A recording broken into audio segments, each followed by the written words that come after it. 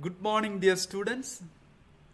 Hearty welcome to BPHES CSRD Institute of Social Work and Research online lecture on social work methods, method course 1, working with individuals and families, social case work.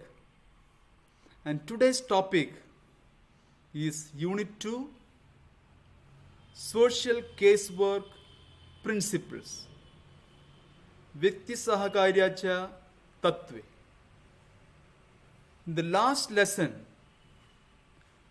we discussed the components of social casework. व्यक्तिसहकार्याचे घटक. 4 P's: person, problem, place, and process. Process, which is the most important component, will once again be discussed in detail in the next lecture, that is unit number 3. Today, let us discuss the principles of social casework.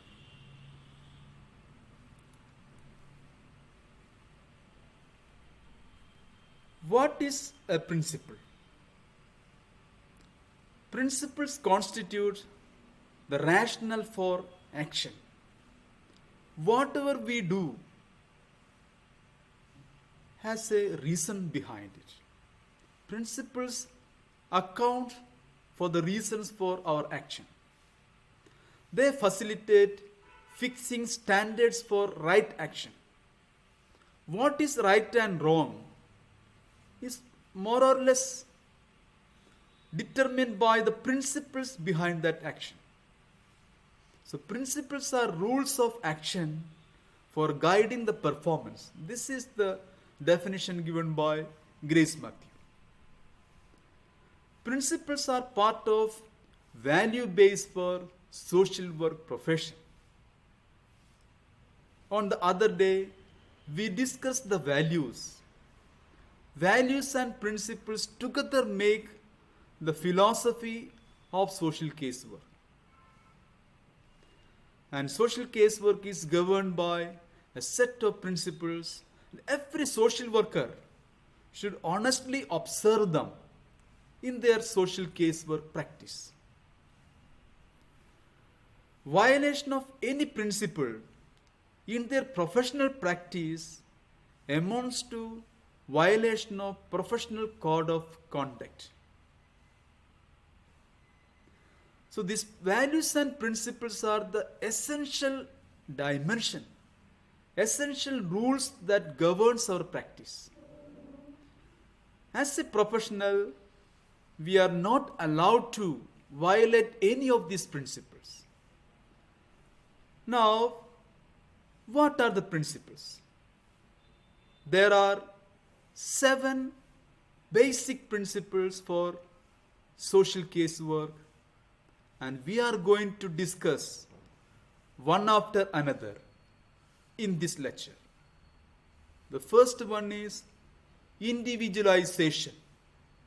Second, purposeful expression of feelings. Third, controlled emotional involvement. Fourth, acceptance. Fifth, non-judgmental attitude. Sixth, client's self-determination. And seventh and the final, confidentiality.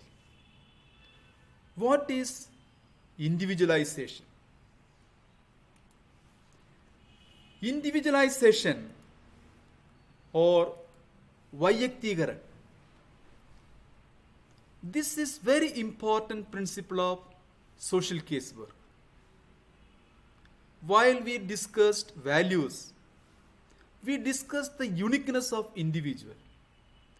So the principle of individualization is closely linked with individual uniqueness. We know that every person is unique in terms of his capacities, talent, family background, cultural background, and social circumstances, the socio-economic background. So people are different, and the social caseworker has to always consider the uniqueness of individual and give individual treatment. The social caseworker has to analyze the unique features of the individual. The client who comes for the help need to be understood in a unique manner. So, taking into consideration the principle of individualization, social caseworker tried to find out the individual background, the family background, the unique socio-economic, cultural, religious, and educational background of the client. And the caseworker tried to analyze the development of the problem with reference to the client in a unique way. The social caseworker has to understand that every person has a unique disposition. There is a unique history of any problem that a person develops. Let me tell you one example. The caseworker deals with clients, maybe young people who are substance abusers, who are drug addicts. Maybe there are 10 clients who are alcoholic, but each person has a unique reason for his alcoholism. Each person has developed this behavior in a unique manner. Therefore, there cannot be a universal solution for all the 10 people. Everyone requires an individualized treatment, a unique way of understanding, and a unique way of treatment. This is what is meant by the individualization.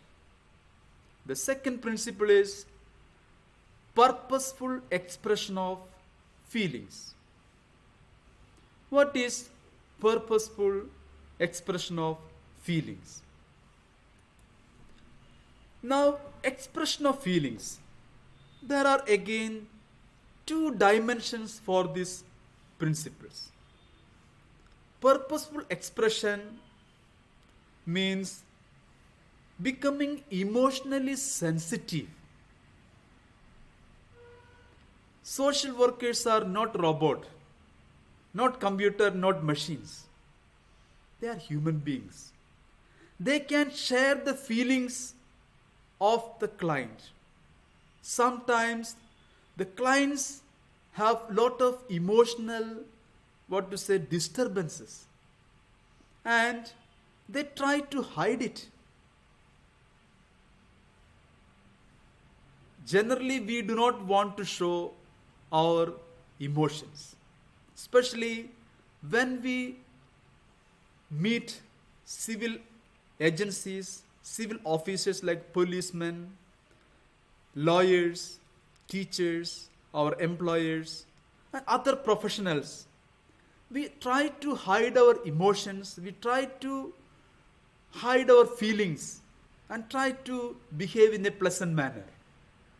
We sometimes behave emotionally blunt. But social caseworkers' principle suggests that there should be an emotional release.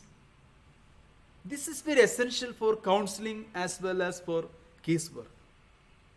In order to succeed in casework, the client should have the freedom to express himself. There should be an emotional freedom. There should be emotional release.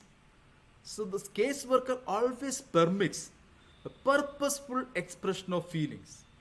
The caseworker often asks, "What do you really feel now? In your situation, I would have been very upset." So that way, the caseworker suggests what is the ideal emotional expression at a given point of time. I wonder how you maintain such a calm and coolness. I would have been very angry in your situation. So this is the way the caseworker helped the client to express himself emotionally. Once the client expresses emotionally, that person gets an emotional freedom. The clients develop confidentiality. The clients will develop better trust with the caseworker. It will be easy to establish the rapport. It will be easy to understand the client better. So there should be an appropriate, positive, emotional environment. That is what we call by emotional intelligence. Caseworker should be intelligent enough to allow the client to express emotionally, and the person will feel emotionally free. There will be no inhibition, and the person will feel that I am not threatened. The client will feel very much trust, and the client will open up. So in order to establish a trustworthy relationship, this purposeful expression of feeling is very much necessary. It is all the more important with some clients who are always emotionally blunt. There are some people who are so reserved. They are so much introvert. They always hide their feelings. They do not express. They never become angry. They will not become joyful. They will not become they don't show any feelings on their face. They always behave like a machine, a robot. So they are not really human beings. Maybe the circumstances, their life experiences have made them emotionally blunt. The emotions add colors to our life. Without emotions, human life is very colorless and machine-like. Many professionals, many managers, sometimes they have so much control their emotions, they just behave like a part of machines. So the social caseworker allows the client, teaches him, and that kind of psychoeducation. Tell him that we should be emotionally sensitive, emotionally free, and emotionally intelligent. We should know what emotions are to be expressed at any given time and in what degree and in what manner. That is emotional intelligence. What emotions, at what time, in what degree, and in what manner. So, unless you are emotionally strong, emotionally expressive, free, balanced, you cannot have a normal human life. So that's why this controlled expression or purposeful expression of feeling is very important. Now coming to the third principles, controlled emotional involvement. What is the controlled emotional involvement? It looks just the opposite of the previous principles. Purposeful expression. Here we talk about controlled emotional involvement. Why these apparently opposite principles are there for social casework? They are very important. Some people are too much emotional. Sometimes caseworker meet the clients who always cry, so much depressed, who are too much angry, who shows inappropriate emotions. Emotions are a kind of adjustment mechanism. It's a coping mechanism. Sometimes it becomes a defense mechanism. They show unnecessary emotions to hide the fact, hide the truth. So with regard to such clients, there is a requirement of this principle, controlled emotional involvement. Here, the caseworker reminds the client, oh, you are too much emotional. Come, come out. You are behaving like a child. This much of emotional involvement is not required. Only children cry so much. Your emotional response is little bit too much. When people are emotional, their thinking capacity is adversely affected. They will not be able to think rationally. So control of emotion is very essential for the progress of casework. The caseworker has to empower the client, has to enhance the thinking capacity of the client. For that, he has to bring a control on unnecessary, irrelevant, and over expression of the emotions. So many a times, some clients are over expressive, too much emotional, and the caseworker should be very balanced. He or she should not get unnecessarily involved into such kind of irrelevant emotions. There comes the relevance of this third principles, controlled emotional involvement. Initially, the caseworker may allow little bit of emotional breakdown, little bit of emotional expression. As and when time comes, the counselor, the caseworker will remind the client, yes, it is enough. Now I have very well understood your feeling. I know that you are so much sad, disappointed. In your situation, I would have come out now. This is the time to now think rationally. This, your emotional, your feelings, your sentimentality is very natural, very normal. I do not want to blame you. But now this is the time you have to recover. And normal human beings has to recover after a certain point of time. Behaving too much emotional is behaving like a child.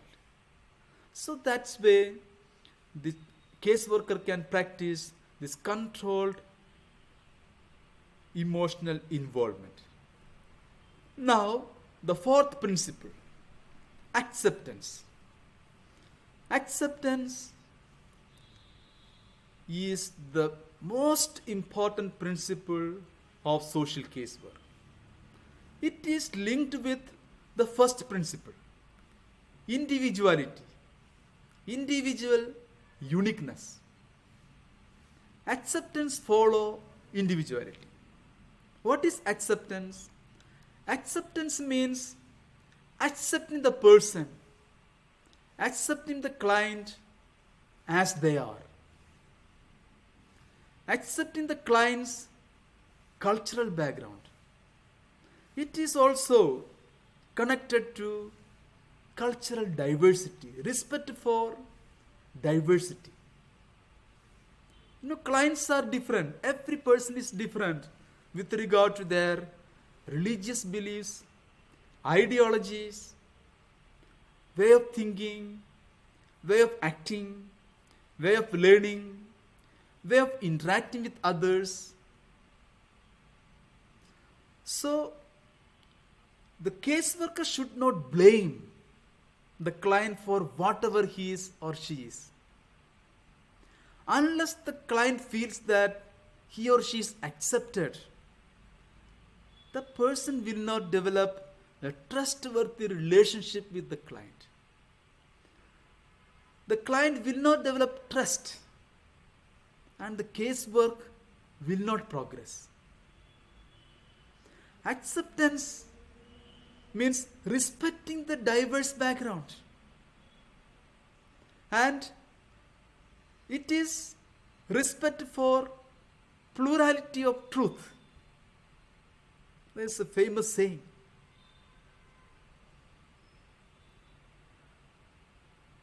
I am right, but you may not be wrong. In the other way, you may not be wrong, I am also not wrong. There is a scope for multiplicity of perspective. Plurality of truth. When I say something, there is reason behind. But whatever I say may not be the only truth. I must listen to the client, listen to his reason for what he does.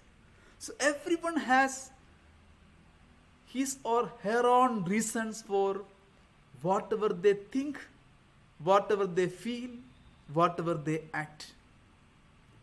And social caseworker may take some time to understand these diverse reasons.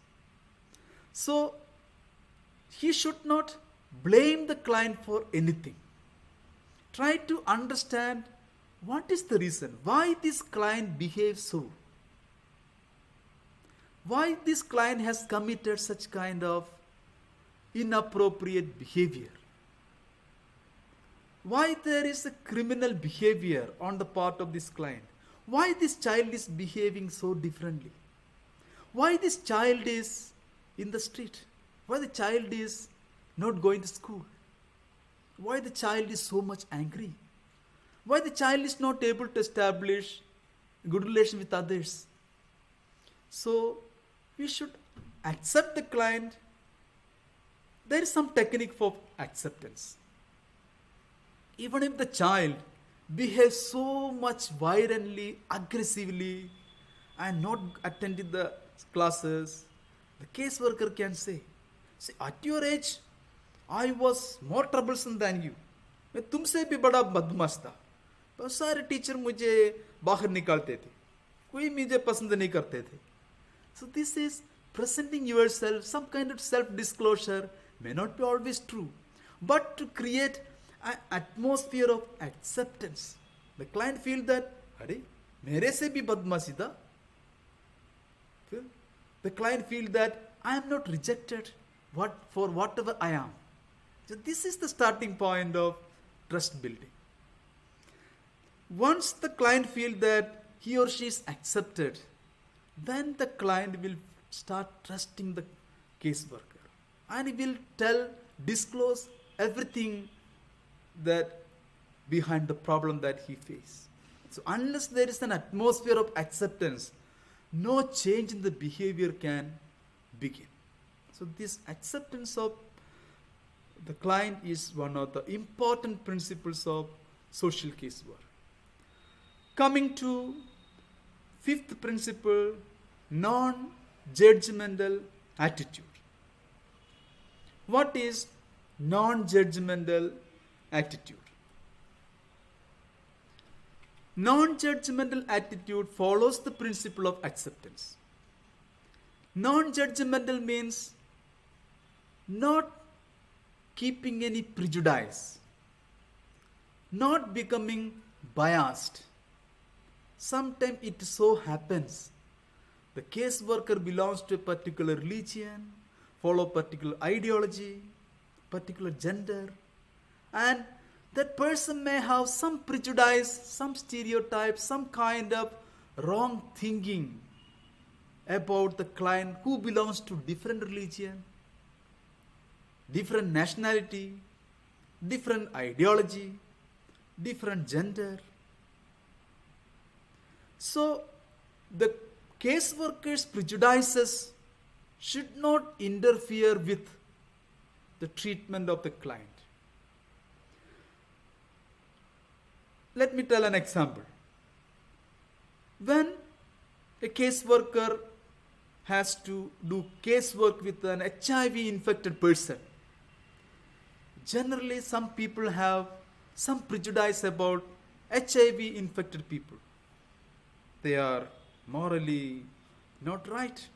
They might have been living in an unethical manner. That's why they have infected with HIV. But this is a common prejudice. Everyone may have. Even caseworker may have that prejudice. But the principle of non-judgmental attitude suggests that we should not, our dealing with the client should never be affected by our own thinking, our own prejudices, our own ideologies, our own religious beliefs, our own values. So, The caseworker should accept the person. Here comes again acceptance. So that the person can maintain the non-judgmental attitude. Again, the cultural diversity comes in. The caseworker has to respect the diversity in the client and allow him to be different. Try to understand the reasons for his differences. And in the first principle, individuality, there is unique way of dealing with the client. There is unique solution. So all these principles are interlinked. Non-judgmental attitude suggests that we should be very impartial. We should maintain equanimity, equality, non-discrimination based on any cultural characteristics. We should not misjudge. We should not apply our prejudice upon our client. We should remain very much impartial, non-discriminatory, and listen more and more to understand the client, understand the diversity, the diverse background of the client. And we should never judge the client. The judgmental attitude is very much in common for several other service professionals like teachers, lawyers, policemen, sometimes parents. They are often judgmental. While observing some behavior, they immediately pass the judgment, say that, child, what you do is wrong. You should not do like this. So what is right, what is wrong? When you come to a very quick conclusion, then that is called judgmental. Caseworker will be the last to say what was right, what was wrong with regard to client's behavior. So the client will never be blamed for whatever he has done, whatever he says, whatever he feels, whatever he thinks. The caseworker has a non-judgmental attitude. Always open to listen. Try to understand the reasons behind the peculiar way of client's thinking, feeling, action. So that the caseworker also learns with the client, understand the clients better. This understanding, deep, in-depth understanding of the client will help the caseworkers to help the client, to empower the client, to help the client to manage the problem, to cope up with his own or her own problem. Often what happens, the clients dislike the people who judge them. They hesitate to listen to parents, teachers, partners, policemen, lawyers, just because of their judgmental attitude. They think that my parents are not going to accept me. My teacher is not going to accept me. Sometimes people say, oh, in this manner I will not be accepted by my parents. So caseworker will always accept. There will be no judgmental attitude on caseworker. Therefore, caseworker will become more reliable, more trustworthy than many other significant people in the client's life. Sometimes the clients accept, trust caseworker more than his or her parents, more than his or her teachers. That's how, because of this non-judgmental attitude, caseworker is able to establish very intimate, very confidential relationship with the client. This is again a purposeful relationship. Purposeful relationship for the sake of treatment. Now, coming to the sixth principles, client's self self-determination. What is the principle of client's self-determination? Self-determination means decision making. Caseworker does not take decision on behalf of the client. The caseworker may suggest different options. Ultimately, the decisions about the life of the client will be taken by the client themselves.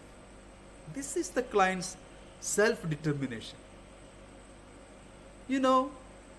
Adults, they have peculiar characteristics. It is always told, human beings are so much free. They follow only the rules which they set for themselves. An adult person never follow others' rules.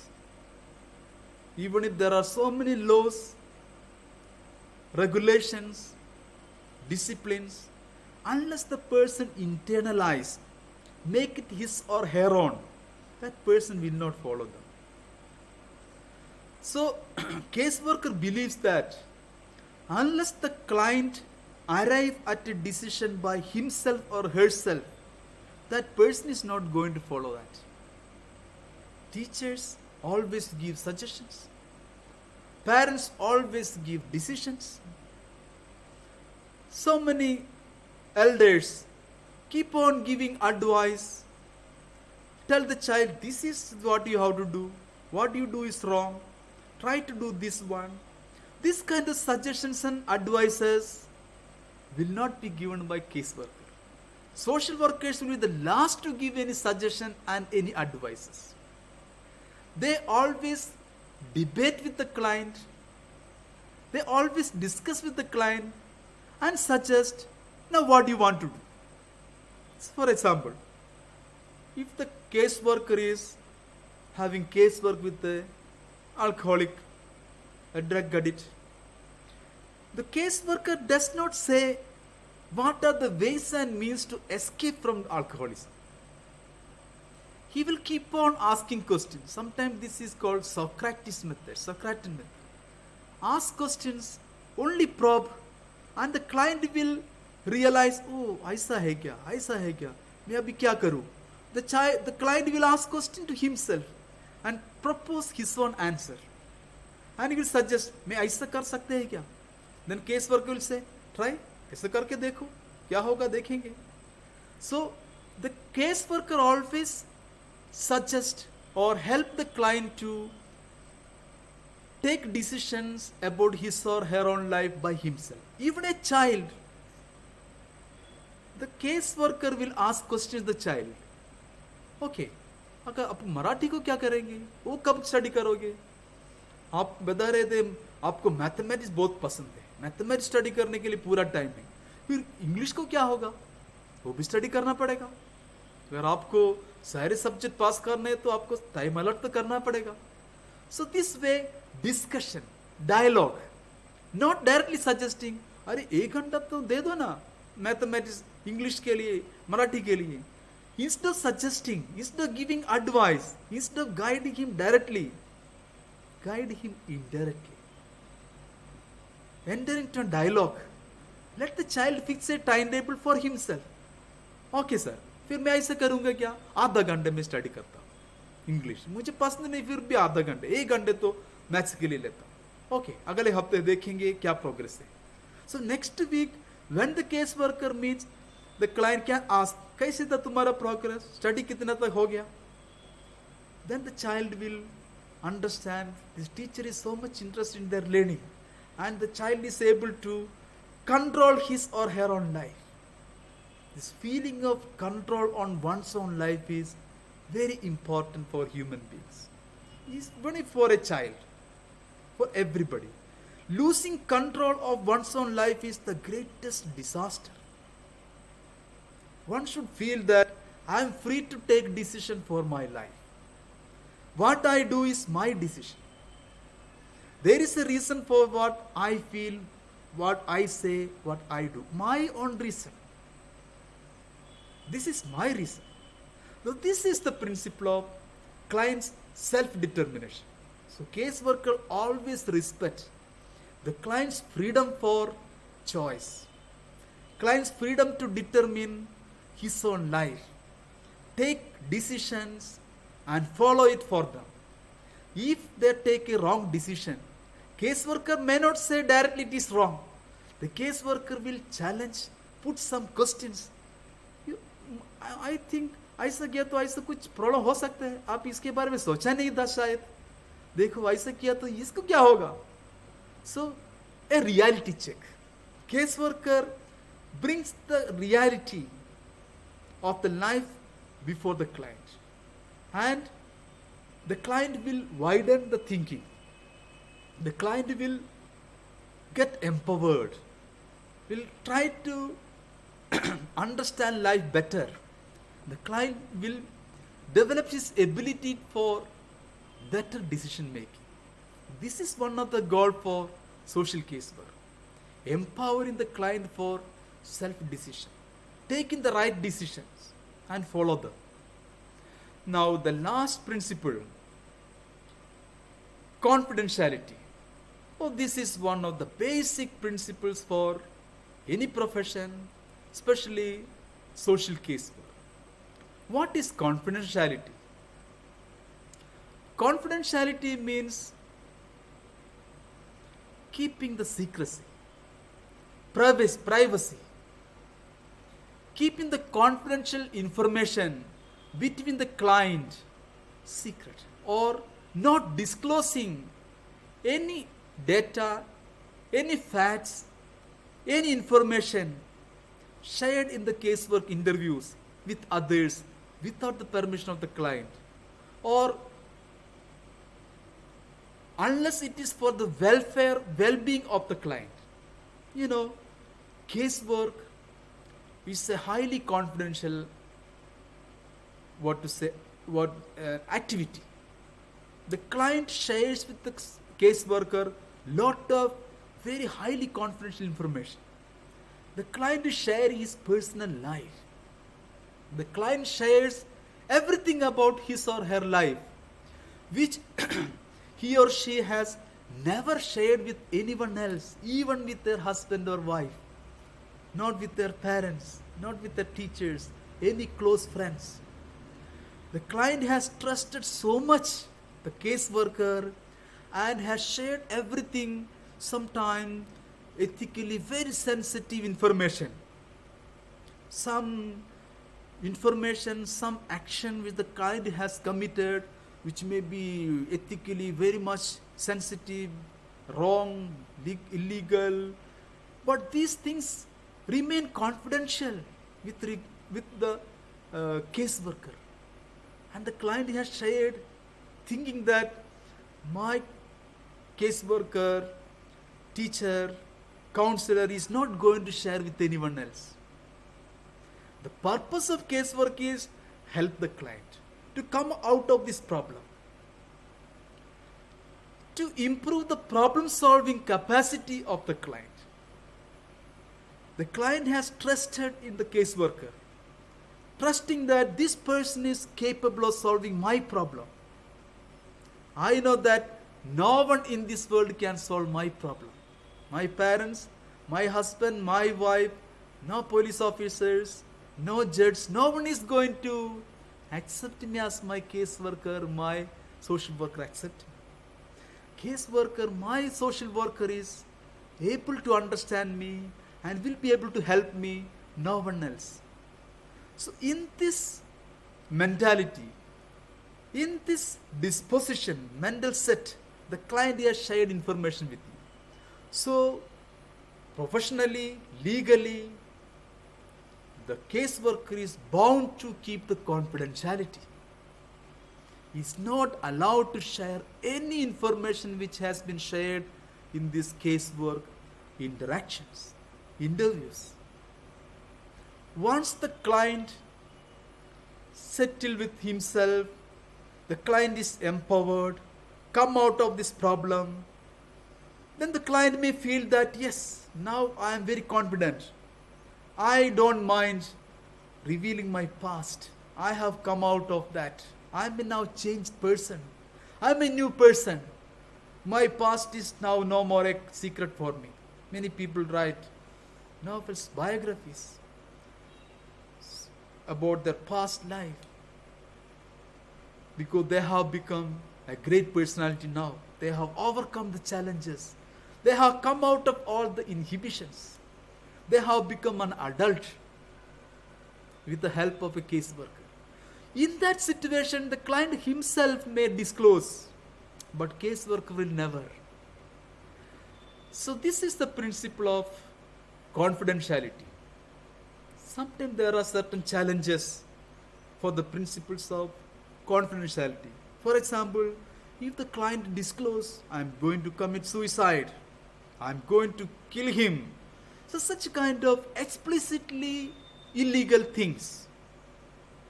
So the caseworker is allowed to disclose that to responsible authorities. So to prevent the client from self-harming, prevent the client from more problems. So there are some limitations to the principle of confidentiality with regard to extremely troublesome clients. We can say they fall into some psychological categories beyond the capacity of caseworker. Casework itself has some limitations. Casework cannot solve all the human problems. There are psychiatrists, psychologists who are also helping the individual to solve their problem. They deal with more serious problems. They deal with psychological disorders which are little more beyond the capacity of caseworker. Caseworker deals with the social problems. They deal with mostly normal people who are able to guide themselves, who are able to take a decision for themselves. When the person is not able to take a decision for himself or herself, that kind of clients do not come under casework. They better be referred to psychological counseling, psychiatric treatment, because they are in need of highly specialized help which the social caseworker cannot provide. So that is the end of today's session. So we have discussed 7 principles of casework. They are very important. The first one is individualization, Vayaktigaran. Second one is purposeful expression of feelings. Third one is controlled emotional involvement. Fourth one is acceptance, Svikarita, Svikarcha Tatve. The non-judgmental attitude, client self-determination, and finally confidentiality, Gopyata. So these are the principles that should govern the social casework practice. So once you are able to practice them in your casework, you will become a successful and efficient social caseworker. Now, in the next lesson, we are going to study the process, prakriya, process of social casework in detail. We have learned in brief in the previous lecture, but in the next lecture, we are going to learn it in detail. So while you listen to this lecture, don't forget to use the chat box. Please give your queries and I'll address them in the chat box. Okay? Wish you all the best. Thank you.